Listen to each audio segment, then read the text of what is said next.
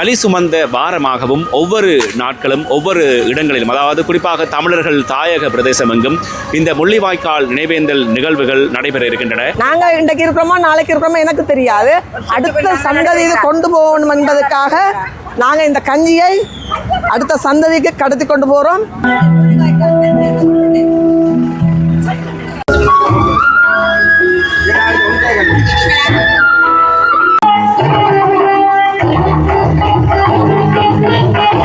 தமிழ் மக்களுடைய இருப்பை இந்த மண்ணிலே இந்த தேசத்திலே இல்லாது அடியோடு ஒழித்து இனப்படுகொலையை நிகழ்த்தி எங்களுடைய தமிழ் தேசிய விடுதலை போராட்டத்தினுடைய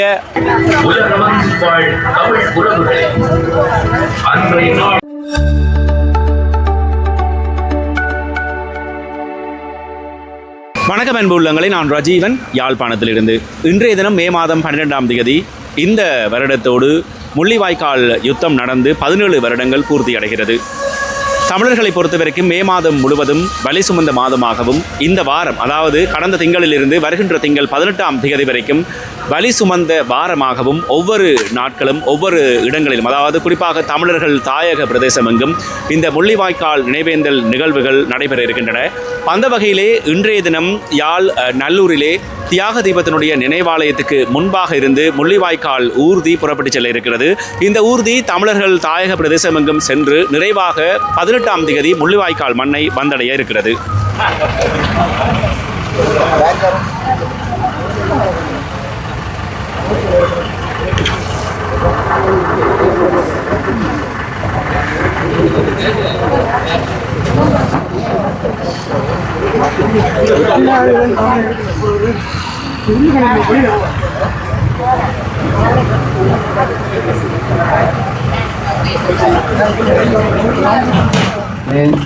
சிங்கள பௌத்த தீவிரவாத ஆட்சியாளர்கள் பாரிய இனப்படுகொலையை மேற்கொண்டு 17 ஆண்டுகள் நிறைவடைகின்ற இந்த நிலையிலே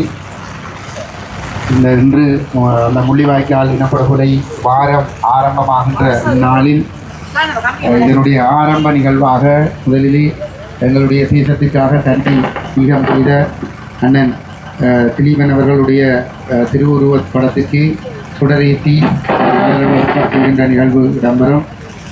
சுடரேற்றி மலர் வணக்கம் செலுத்துமாறு, சுடரேற்றி வைக்குமாறு யாழ் மாவட்ட அமைப்பாளர் முன்னாள் போராளி பொன் மாஸ்டர் அவர்களை கேட்டுக்கொள்கிறோம்.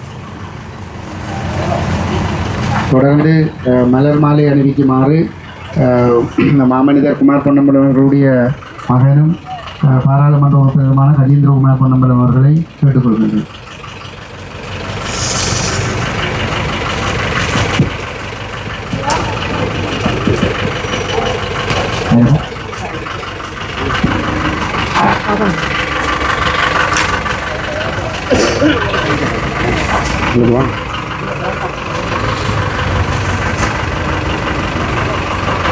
எடுக்கலாம் படம்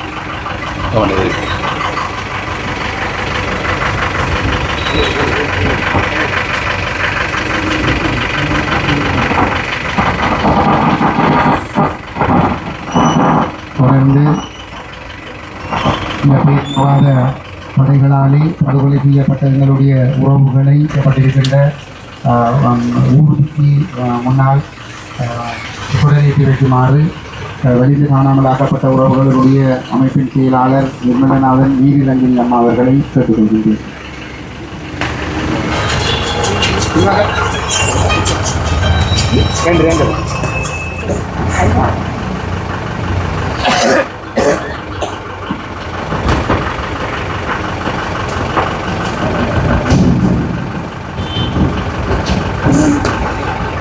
தொடர்ந்து மலர் மாலை அணிவித்து வைக்குமாறு தமிழ் தேசிய பசுமை இயக்கத்தினுடைய தலைவர் மதிப்புக்குரிய ஐங்கர் நேசன் ஐயா அவர்களை அழைக்கின்றனர்.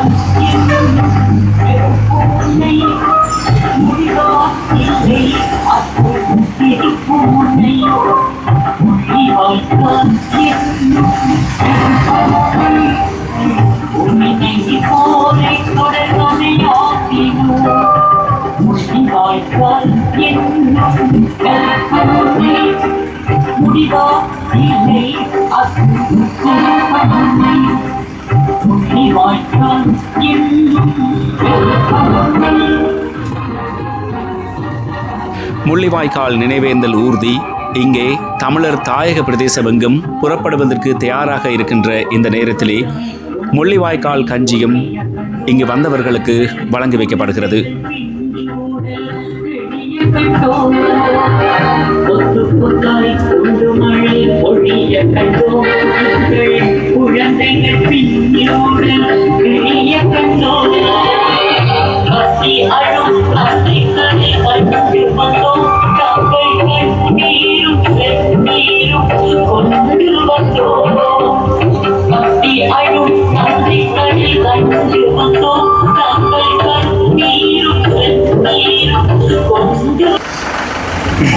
தமிழ் மக்கள் மீது சிங்கள பௌத்த பேரினவாத ஆட்சியாளர்கள் இன அழிப்பை அரங்கேற்றி 17 ஆண்டுகள் நிறைவடைகின்றது.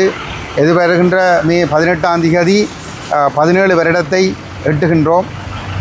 தமிழ் மக்களுடைய இருப்பை இந்த மண்ணிலே இந்த தேசத்திலே இல்லாது அடியோடு ஒழித்து இந்த தீவை ஒரு சிங்கள பௌத்த தீவாக மாற்ற வேண்டும் என்பதற்காக மாறி மாறி ஆட்சி பீடமேறிய ஆட்சியாளர்கள் கடந்த 77 வருடங்களாக தமிழர்களுக்கு எதிராக ஒரு இன அழிப்பு செயல்பாட்டை முன்னெடுத்து வருகின்றார்கள்.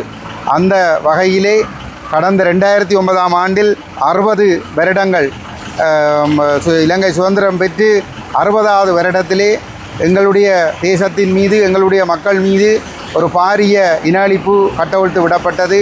எங்களுடைய தேசத்தின் மீது பொருளாதார தடை விதிக்கப்பட்டு மருந்து தடை விதிக்கப்பட்டு உணவின்றி மிக மோசமான ஒரு கொடிய ஒரு நெருக்கடி சூழலை தோற்றுவித்து எங்களுடைய மக்கள் அழிக்கப்பட்டார்கள். பச்சை குழந்தைகள், வயோதிபர்கள், கர்ப்பிணி தாய்மார்கள் என்ற வேறுபாடுகள் எதுவும் இல்லாமல் அனைவருமே கொன்றொழிக்கப்பட்டார்கள். வன்னி பிரதேசத்தினுடைய சுமார் 2000 சதுர கிலோமீட்டர் பரப்பளவுக்குள் இருக்கக்கூடிய மக்கள் இந்த போர் மூலமாக முள்ளிவாய்க்காலை நோக்கி சிங்கள பௌத்த பேரினவாத படைகளினாலே நகர்த்தப்பட்டு இந்த கருண கொடூரமான சம்பவங்கள் நடந்தேறியது. திட்டமிட்ட ரீதியிலேயே தடை செய்யப்பட்ட ஆயுதங்கள், இரசாயன குண்டுகள், கொத்து குண்டுகள் போன்றவற்றை பயன்படுத்தி இந்த படுகொலைகள் அரங்கேற்றப்பட்டது. இந்த படுகொலைகளில் இறுதி யுத்தத்தில் மாத்திரம் சுமார் 1,46,000க்கும் அதிகமான மக்கள் படுகொலை செய்யப்பட்டிருக்கின்றார்கள். அதனை விட இந்த 8 மாவட்டங்களிலும் தமிழர் தேசத்தினுடைய 8 மாவட்டங்களிலும் இராணுவ ஆக்கிரமிப்பு பிரதேசங்களுக்குள்ளே பல்லாயிரக்கணக்கானவர்கள் படுகொலை செய்யப்பட்டிருக்கின்றார்கள். யுத்தத்தின் இறுதியிலே காணாமல் ஆக்கப்பட்ட பல்லாயிரக்கணக்கானவர்கள் என்ன நடந்தது என்பது இன்று வரை தெரியாமல் அந்த உறவுகள் தேடிக்கொண்டிருக்கின்றார்கள். இந்த இந்த இந்த 17வது ஆண்டிலே நாங்கள் இந்த இறந்த எங்களுடைய உறவுகளுக்காக அஞ்சலி செலுத்துவதற்கு மே 18ஆம் தேதி முள்ளிவாய்க்காலிலே எல்லோரும் ஒன்று கூடுகின்ற அதே நேரத்திலே நடைபெற்ற இனப்படுகொலைக்கு ஒரு முழுமையான சர்வதேச குற்றவியல் விசாரணை ஒன்று நடத்தப்பட வேண்டும் என்பது எங்களுடைய நிலைப்பாடு. குறிப்பாக இந்த போருக்கு பின்னர் 2009க்கு பிற்பாடு 17 வருடங்களாக ஒரு அரசியல் கட்சியாக தமிழ் தேசிய மக்கள் முன்னணி, கஜேந்திரகுமார் பொன்னம்பலம் தலைமையிலான தமிழ் தேசிய மக்கள் முன்னணி இப்பொழுது தமிழ் தேசிய பேரவையாக இயங்கிக் கொண்டிருக்கின்றது. எங்களுடைய அமைப்பு மாத்திரம்தான் நடந்த இனப்படுகொலைக்கு ஒரு சர்வதேச குற்றவியல் விசாரணை நடத்தப்பட வேண்டும் என்ற கோரிக்கையை வலியுறுத்தி வருகின்றது. ஐக்கிய நாடுகள் மனித உரிமைகள் பேரவையிலே கடந்த 17 வருடங்களாக ஒரு பதிவு செய்யப்பட்ட ஒரு அரசியல் கட்சியினுடைய தலைவர் அல்லது செயலாளர் சென்று எங்களுக்கு நடந்தது இனப்படுகொலை, இந்த இனப்படுகொலைக்கு ஒரு சர்வதேச குற்றவியல் விசாரணை வேண்டும், உள்ளக விசாரணை மூலம் நீதி கிடைக்காது என்ற நிலைப்பாட்டை வலியுறுத்தி இருக்கிறோம் என்று சொல்லி சொன்னால் அது எங்களுடைய தரப்பாக மாத்திரம்தான் இருக்கின்றது. இன்றும் எங்களுடைய நிலைப்பாடு அதுவாகத்தான் இருக்கின்றது. எங்களை பொறுத்தவரையிலே இந்த நடைபெற்ற இனப்படுகொலைகளுக்கு உள்ளக விசாரணை மூலம் ஒருபொழுதும் நீதி கிடைக்காது. இந்த விவகாரத்தை தொடர்ந்து மனித உரிமைகள் பேரவைக்குள் முடக்கி வைப்பதன் மூலமும் தமிழர்களுக்கு நீதி கிடைக்காது. 17 வருடங்களாக இந்த மனித உரிமைகள் பேரவைக்குள் இந்த விவகாரம் முடக்கி வைக்கப்பட்டிருக்கின்ற காரணத்தினாலே தமிழர்களுக்கு இன்று வரை நீதி கிடைக்கவில்லை. ஆகவே எங்களுடைய எதிர்பார்ப்பு என்பது இந்த விவகாரம் சர்வதேச குற்றவியல் நீதிமன்றத்திற்கு கொண்டு செல்லப்பட வேண்டும். அதற்காக உலகத் தமிழினம் ஒன்றுபட்டு சர்வதேச குற்றவியல் விசாரணையை வலியுறுத்த வேண்டும் என்பதை நாங்கள் இந்த இடத்திலே ஆணித்தரமாக வலியுறுத்தி கேட்டுக்கொள்கிறோம். அதே நேரத்திலே இந்த யுத்தத்தின் பொழுது ஸ்ரீலங்கா இராணுவத்தினராலும் அவர்களோடு இணைந்து இயங்கிய துணை இராணுவ குழுக்களாலும் EPDP உள்ளிட்ட துணை இராணுவ குழுக்களாலும் கைது செய்யப்பட்டும் கடத்தப்பட்டும் காணாமலாக்கப்பட்டவர்களுக்கு என்ன நடந்தது என்பது கண்டறியப்படவும் ஒரு சர்வதேச விசாரணை நடத்தப்பட வேண்டும் என்பது எங்களுடைய நிலைப்பாடு. இந்த சர்வதேச விசாரணை ஒன்று நடைபெறுவதன் மூலமாக மாத்திரம்தான் எங்களுடைய இந்த இறந்த ஆன்மாக்களுக்கு ஒரு நீதியை நாங்கள் பெற்றுக் கொடுக்கக்கூடியதாக இருக்கும். அந்த வகையிலே மே 18ஆம் தேதி சிவில் அமைப்புகளுடைய ஏற்பாட்டிலே முள்ளிவாய்க்காலிலே நடைபெறுவதற்கு ஏற்பாடுகள் செய்யப்பட்டிருக்கின்றது. இந்த முள்ளிவாய்க்கால் வாரம் இன்று ஆரம்பிக்கின்றது. இந்த வாரத்தில் இன்றிலிருந்து 17ஆம் தேதி வரைக்கும் தாயகத்தினுடைய அனைத்து பிரதேசங்களிலும் இந்த இறந்த உறவுகளுக்கும் படுகொலை செய்யப்பட்ட இடங்களிலே அஞ்சலிகளை செலுத்துகின்ற செயல்பாடுகளில் எங்களுடைய மக்கள் ஈடுபட வேண்டும் என்று கேட்டுக்கொள்கிறோம். அதனைத் தொடர்ந்து 18ஆம் தேதி வடகிழக்கு தாயகம் எங்கும் இருக்கிற மக்கள் அந்த சிவில் அமைப்புகளுடைய ஏற்பாட்டிலே முள்ளிவாய்க்காலில் நடைபெறுகின்ற அந்த நினைவேந்தல் நிகழ்விலே லட்சமாக பங்கு கொள்ள வேண்டும் என்று நாங்கள் உங்களிடம் வேண்டிக் கொள்கிறோம். அதே நேரம் அந்த ஏற்பாட்டாளர்களிடம் நாங்கள் வேண்டிக் கொள்ளுகின்ற விடயம், இந்த மக்கள் முள்ளிவாய்க்கால் வரை சென்றதும் அங்கே அவர்கள் இவ்வளவு பெரிய இன அழிப்புக்கு உள்ளாக்கப்பட்டதுக்குமான அடிப்படை காரணம் அந்த மக்கள் ஒற்றையாட்சியை ஏற்றுக்கொள்ள மறுத்ததும் தமிழர் தேசம் அங்கீகரிக்கப்பட்ட ஒரு தீர்வு வேண்டும் என்பதில் உறுதியாக இருந்ததுமே அதற்குரிய காரணமாகும்.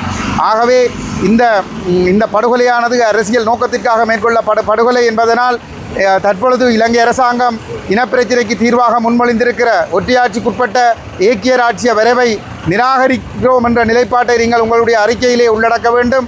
அதே நேரத்திலே தமிழர்களுடைய தேசம் இறைமை சுயநிர்ணய உரிமை அங்கீகரிக்கப்பட்ட அடிப்படையிலான ஒரு அரசியல் தீர்வு எட்டப்பட வேண்டும், ஒரு சமஷ்டி தீர்வு எட்டப்பட வேண்டும் என்ற நிலைப்பாட்டை உங்களுடைய அறிக்கையிலே நீங்கள் உள்ளடக்கி கொள்ள வேண்டும் என்பதையும் நாங்கள் கேட்டுக்கொள்கிறோம். ஏனென்று சொல்லி சொன்னால் நீங்கள் அதனை குறிப்பிடுகின்ற பொழுதுதான் இந்த தமிழ் மக்களுடைய இத்தனை தியாகங்களுக்கும் பிற்பாடு ஒற்றையாட்சிக்குள் தமிழரசியலை முடக்குவதற்கு மேற்கொள்கின்ற சதிகளை நாங்கள் முறியடித்து இந்த மக்களுக்கு ஒரு விழிப்புணர்வு ஊட்டி ஒரு சரியான இலக்கை நோக்கி நாங்கள் பயணிக்கக்கூடியதாக இருக்கும். முள்ளிவாய்க்கால் என்பது வெறும் நினைவு கூறுகின்ற இடமல்ல, மாறாக ஒரு அரசியல் விடுதலைக்காக நாங்கள் எல்லோரும் உறுதியெடுக்கின்ற ஒரு இடமாக அது அமைய வேண்டும். இனப்படுகொலைக்கு சர்வதேச குற்றவியல் விசாரணையை வலியுறுத்துகின்ற அதே நேரத்திலே இனப்படுகொலைக்கு உள்ளாக்கப்பட்ட தேசம் தன்னுடைய அதுக்கான ஒரு பரிகார நீதியாக தேசம் அங்கீகரிக்கப்பட்ட ஒரு தீர்வை பெற்றுக்கொள்வதற்கான ஒரு உறுதிப்பாட்டை எடுக்கின்ற இடமாக இருக்க வேண்டும். ஒற்றையாட்சிக்குட்பட்ட தீர்வை முறையை ஏற்றுக்கொள்ள முற்படுகிற சதிகாரர்களை அம்பலப்படுத்துகின்ற ஒரு இடமாக அது அமைய வேண்டும். ஆகவே இதனை விளங்கிக் கொண்டு இந்த ஏற்பாட்டாளர்கள் உங்களுடைய அந்த இறுதி அறிக்கையிலே முள்ளிவாய்க்காலில் போகிற அந்த பிரகடனத்திலே இந்த விடயங்களை சேர்த்துக்கொள்ள வேண்டும் என்று மிகவும் வினயமாக நாங்கள் வேண்டிக் கொள்கிறோம். கடந்த பல வருடங்களாக நாங்கள் இந்த கோரிக்கைகளை உங்களிடம் முன்வைத்து கொண்டு வருகின்றோம். தொடர்ச்சியாக அந்த கோரிக்கைகள் ஏற்பாட்டுக் குழுவினரால் புறக்கணிக்கப்பட்டு கொண்டே வருகின்றது. இம்முறையும் அந்த கோரிக்கை புறக்கணிக்கப்படக்கூடாது என்பதை மிகவும் வினயமாக வேண்டிக் கொள்கிறேன். ஐக்கிய நாடுகள் சபை கைகட்டி பார்த்து நிற்க சிங்கள பௌத்த பேரினவாத அரசு வல்லாதிக்க நாடுகளினுடைய துணையோடு 2009ஆம் ஆண்டு முள்ளிவாய்க்காலில் மிகப்பெரிய இனப்படுகொலையை நிகழ்த்தி எங்களுடைய தமிழ் தேசிய விடுதலை போராட்டத்தினுடைய ஆயுத பலத்தை இல்லாமல் ஒழித்தது. அந்த ஆயுத பலத்தை இல்லாமல் ஒழித்ததினுடைய 17வது ஆண்டை நாங்கள் இப்பொழுது நினைவாக அனுப்பித்து கொண்டிருக்கின்றோம். இன்று மே 12ஆம் தேதி ஆரம்பத்திலிருந்து 18ஆம் தேதி வரை முள்ளிவாய்க்கால் நினைவேந்தல் வாரம் கடைப்பிடிக்கப்பட உள்ளது. உண்மையில் ஆயுத போராட்டம் முடிவுக்கு கொண்டு வரப்பட்டாலும் ஆயுத போராட்டம் மௌனிக்கப்பட்டிருந்தாலும் கூட தமிழ் தேசிய விடுதலை போராட்டம் முளை கொண்டதற்கான வேர்விட்டதற்கான காரணங்கள் இற்றுவரை தீர்க்கப்படாமலே இருக்கின்றன.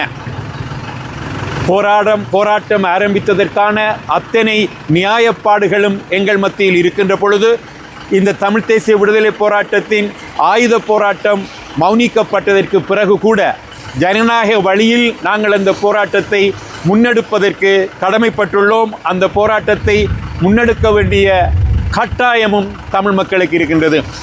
இந்த முள்ளிவாய்க்கால் நினைவேந்தல் என்கின்றது வெறுமனே இறந்தவர்களை நினைவு கூறுகின்ற ஒரு நிகழ்ச்சி மாத்திரம் அல்ல.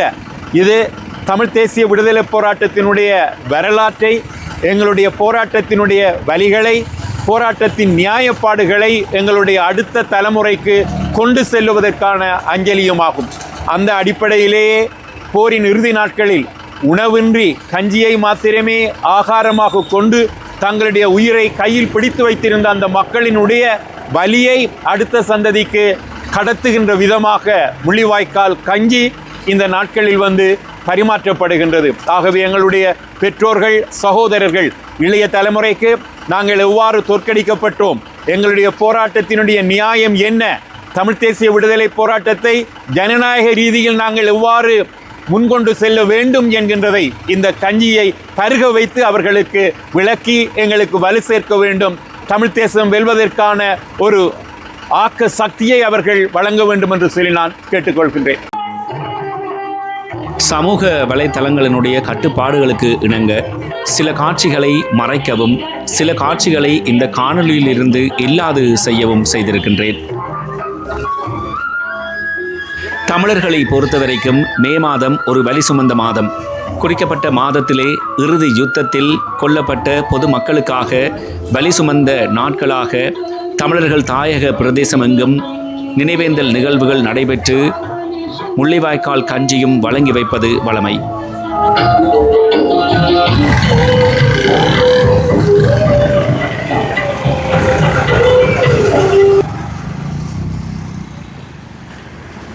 இந்த நினைவேந்தல் நிகழ்வுகளுக்கு பெற்றோர் தங்களுடைய சிறிய வயது குழந்தைகளையும் அழைத்து வந்தனர் என்பது குறிப்பிடத்தக்கது.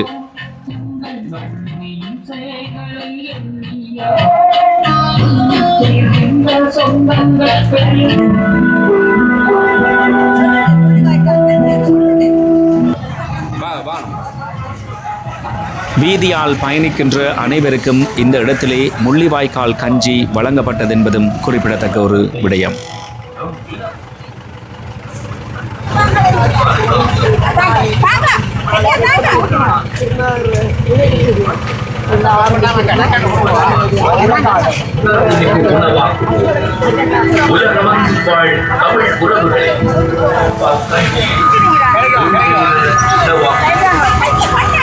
அந்த கட்சியை முன்னிட்டு எமது தேசத்தின் வரலாற்றை எமது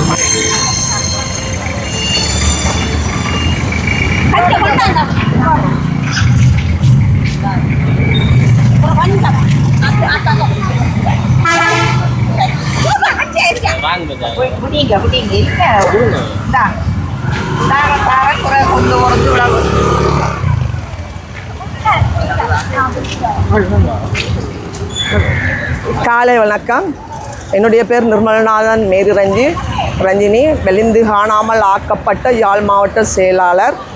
இன்றைய நாள் எங்களுடைய முள்ளிவாய்க்கால் நினைவு நாள் ஆரம்பம். இன்றைக்கு என்னுடைய தம்பி திலீபனுடைய இதிலேருந்து நாங்கள் ஒவ்வொரு முறையும் ஆரம்பிக்கிறோம். இந்த கொட்டுமுல்லையிலையும் நாங்கள் இதை ஆரம்பிச்சிருக்கிறோம். எங்களோட ஒரு இனம் வந்து முள்ளிவாய்க்கால்லாம் முற்றுப்பள்ள 76 ஆண்டுகள் எங்களோட அரசியல் வாழ்க்கை முள்ளிவாய்க்கால் எல்லாம் முடிவடைஞ்சிருக்கு. அது வந்து ஒரு இரத்த வரலாறு தான். அந்த வரலாறை மறக்கவும் முடிக்காது, மன்னிக்கவும் முடிக்காது. காலம் வரை நாங்கள் சாகும் வரையும் இந்த கஞ்சியை நாங்கள் தொடர்ச்சியாக மக்களுக்கு அடுத்த சந்ததியை கொண்டு போகணும். நாங்கள் இன்றைக்கு இருக்கிறோமோ நாளைக்கு இருக்கிறோமோ எனக்கு தெரியாது. அடுத்த சந்ததியை கொண்டு போகணும் என்பதற்காக நாங்கள் இந்த கஞ்சியை அடுத்த சந்ததிக்கு கடத்தி கொண்டு போகிறோம். இன்றைய நிகழ்வு இதில் நடக்குது. நாளைய நிகழ்வு குருநார் 32 பேரை வெட்டி கொண்ட நினைவு தொழிலில் செய்ய இருக்கின்றோம். நாளைக்கு இது முள்ளிவாய்க்காலோட முடிவுறது. இது எங்களோட முள்ளிவாய்க்கால் இரத்த தோய்ந்த மண் என்று தான் சொல்லுவேன். எங்களோட கண்ணீர் காவியங்கள் அங்கான் இருக்கு. அதோட நினைவாக இன்றைக்கு ஆரம்பிச்சிருக்கோம் இந்த கண்ணீர் கஞ்சியை. இந்த கஞ்சி குடிக்கல இத்தனை சிறுவர்கள் இறந்திருப்பார்கள் என்பதை அந்த பேப்பர் நான் பத்திரிகை வாலியை தான் பார்த்தேன்னா, நான் முள்ளிவாய்க்கால் நான் போகையில் பத்திரிகை தான் எனக்கு தந்த ஞாபகம். அந்த பத்திரிகையை வச்சு தான் நான் எல்லாத்தையும் வெளியில் சொல்லிக்கொண்டிருக்கேன். நான் சொல்ல வேண்டியதுக்கு நான் யாருக்கும் பயப்பட வேண்டியதில்லை. உள்ளதை படி சொல்லிக்கொண்டே இருக்கின்றேன்.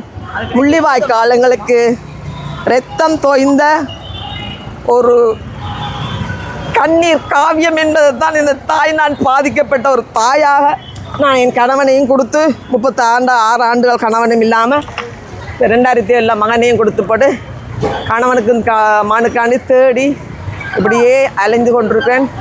இன்றைய நிகழ்வு 17வது ஆண்டு முள்ளிவாய்க்கால் என்பதை உலகமறிய எல்லாருக்கும் தெரிவித்துக் கொள்கிறேன். நன்றி, வணக்கம்.